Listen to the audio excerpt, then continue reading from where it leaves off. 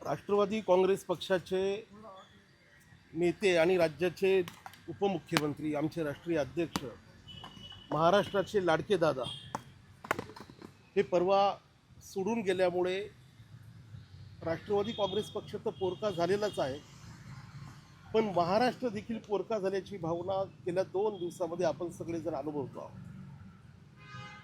दादांचं व्यक्तिमत्व हे प्रत्येक व्यक्तीला, महाराष्ट्रामधल्या प्रत्येक व्यक्तीला हवं असं वाटणारं व्यक्तिमत्व होतं. विरोधकांना देखील दादा आपलेसे वाटायचे. दादांचं व्यक्तिगत स्वरूपात कोणाशी वैर अशा पद्धतीचं नव्हतं. परंतु आता जे विषय सुरू झालेले आहेत की पक्षामध्ये किंवा सरकारमध्ये राष्ट्रवादी काँग्रेस पक्षाचं काय नेमकं राहील, असे बऱ्याच चर्चा माध्यमांमधून, सोशल मीडियामधून लोकांमध्ये होत आहेत. राष्ट्रवादी काँग्रेस पक्षाचं नेतृत्व दादांच्या शिवाय कोण करू शकेल? खरं तर दादांची पोकळी, दादांची उणीव कोणी भरून काढू शकणार नाही, कोणीच काढू शकणार नाही. परंतु अशा परिस्थितीमध्ये आमच्यासारखे असंख्य पदाधिकारी, कार्यकर्ते जे दादांकडे पाहून राष्ट्रवादी काँग्रेस पक्षामध्ये आलेले होते.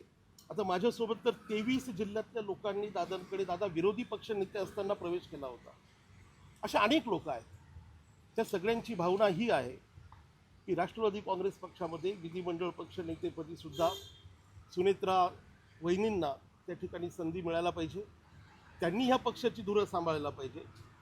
राष्ट्रीय अध्यक्ष पदावर देखील सुनेत्रा वहिनींना त्या ठिकाणी विनंती करून सुनेत्रा वहिनींनी त्या ठिकाणी पद सांभाळून, नुसतं पद नाही तर ह्या परिवाराला, राष्ट्रवादी काँग्रेस परिवाराला सावरण्याचं काम, स्वतःला सावरण्याच्या सोबत आम्हाला देखील सावरण्याचं काम वहिनींनी करावं, अशी विनंती आम्ही आपल्या सगळ्यांच्या माध्यमातून वहिनींना करतो आहोत. आणि पक्षातल्या तमाम कार्यकर्त्यांची ही भावना आहे आणि ती भावना जी आहे ती पक्षातले सगळे वरिष्ठ लोक समजून घेतील आणि त्या पद्धतीचा निर्णय घेतील. सुनेत्रा वहिनी देखील आमच्या विनंतीला मान देतील अशी अपेक्षा या निमित्ताने मी व्यक्त करतो.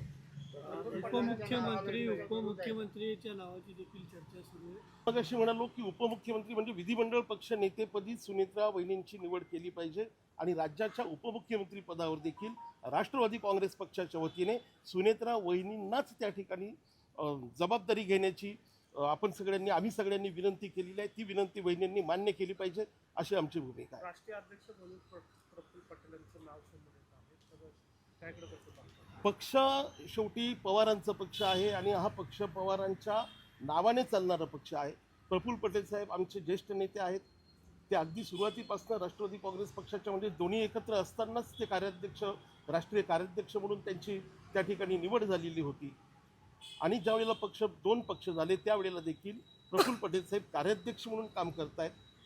मला माहिती आहे की प्रफुल्ल पटेल साहेब देखील मनाने एवढे मोठे आणि साफ मनाचे आहेत की सुनेत्रा वहिनींना त्या ठिकाणी राष्ट्रीय अध्यक्ष पदावर बसून दिल्लीतला कारभार, सुनेत्रा वहिनींना मार्गदर्शकाची भूमिका प्रफुल्ल पटेल साहेब निश्चितपणाने घेतील आणि त्या पद्धतीचं त्यांनी करावं अशी त्यांना देखील विनंती आहे. मी विनंती करण्यापेक्षा हे त्यांच्या देखील मनात तेच असणार आहे, कारण की शेवटी प्रफुल्ल पटेल साहेब हे खूप मोठ्या मनाचे नेते आहेत आणि त्या पद्धतीचं मला नाही वाटत की ह्या अशा गोष्टींमध्ये ते काही इंटरेस्ट घेतील.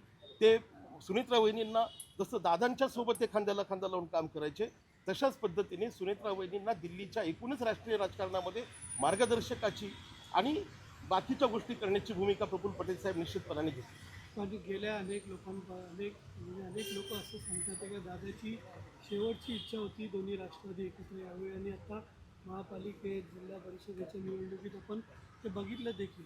एक पदाधिकारी म्हणून काय वाटतं, साहेबांनी आता काय निर्णय घ्यावा, काय वाटतं तुम्हाला? नाही, दादांची मनापासूनची इच्छा, दोन्ही राष्ट्रवादी कसं आहे, कुटुंब आहे.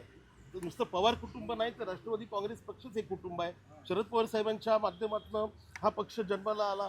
शरद पवार साहेबांनी स्वाभिमानाचा एल्गार करून या पक्षाला, या महाराष्ट्रामध्ये आणि देशामध्ये जन्म दिला. अशा परिस्थितीमध्ये आत्ता आमच्यावर तर इतकी वाईट परिस्थिती आहे, राष्ट्रवादी काँग्रेसच्या कार्यकर्त्यांवर, पदाधिकाऱ्यांवर, एकूणच आमच्या राष्ट्रवादी परिवारावर, की अशा परिस्थितीमध्ये घर एकत्र आलं पाहिजे ही भावना तर प्रत्येक कार्यकर्त्याची असणारच आहे. आणि अशाच वेळेला जेव्हा आपण इतर पण ठिकाणी घरांमधले आपली उदाहरणं बघतो, जेव्हा एखादा दुःखद प्रसंग येतो त्यावेळेला आपण मनाने ॲटोमॅटिक एकत्र झालेलो असतो. आम्ही राष्ट्रवादी काँग्रेस पक्ष एकत्र आला तर निश्चितपणाने ह्या गोष्टीला आमचा सगळ्यांचा होकार राहील, पाठिंबा राहील. पवारसाहेबांसारखा नेता या देशाला लाभलेला आहे आणि आपल्या घरातला तो नेता आहे, तर ते व्हायलाच पाहिजे. एकत्र झालं तर खूप चांगली गोष्ट आहे. Okay, thank you.